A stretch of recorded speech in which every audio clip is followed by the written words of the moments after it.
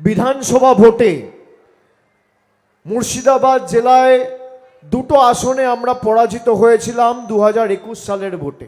এবার আবেদন করতে এসেছি আপনাদের কাছে যে এবার 22-0 তৃণমূলের পক্ষে করতে হবে।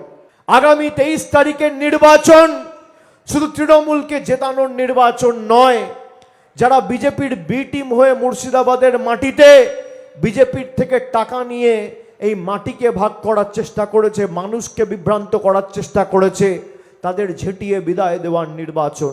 বিজেপির 3টে এজেন্সি কাজ করছে। একটা হচ্ছে নির্বাচন কমিশন, যার মাথার উপর রয়েছে জ্ঞানেশ কুমার, যে মানুষের নাম কাটাতে যুক্ত হয়েছে। দ্বিতীয় এজেন্সি কংগ্রেসের অধীর চৌধুরী, যার নিরাপত্তার দায়িত্বে রয়েছে অমিত শাহের কেন্দ্রীয় বাহিনী। আর তৃতীয় এজেন্সি হুমায়ুন কবির আর আসাউদ্দিন ওয়েসির মিম আর ডিম। একদিকে মিম আর একদিকে ডিম। ওর নাম নিলে সবার পরিবেশ খারাপ হয়, যদিও আমাদের প্রার্থীর নামও হুমায়ুন কবির। এই নির্বাচন বিজেপির বি টিম সি টিমকে ঝেঁটিয়ে বিদায় দেওয়ার নির্বাচন। যারা আপনার উপর অত্যাচার করে আপনার টাকা বন্ধ করেছে, 100 দিনের টাকা, আবাসের টাকা, জলের টাকা, রাস্তার টাকা, তাদেরকে উত্তর দেওয়া এবং উচিত শিক্ষা দেওয়ার নির্বাচন।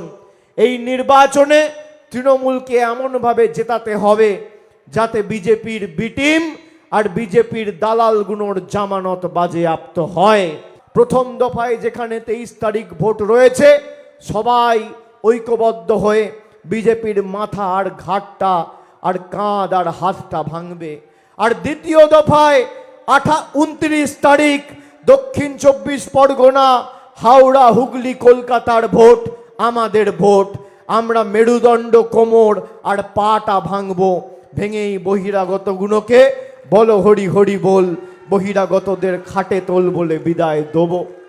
যারা এদিক ওদিক বিজেপির থেকে টাকা নিয়ে মুর্শিদাবাদে অশান্তি করার চেষ্টা করছে, মাথায় রাখবেন বিজেপির নেতা অমিত শাহকে যে সিকিউরিটি পাহারা দেয়,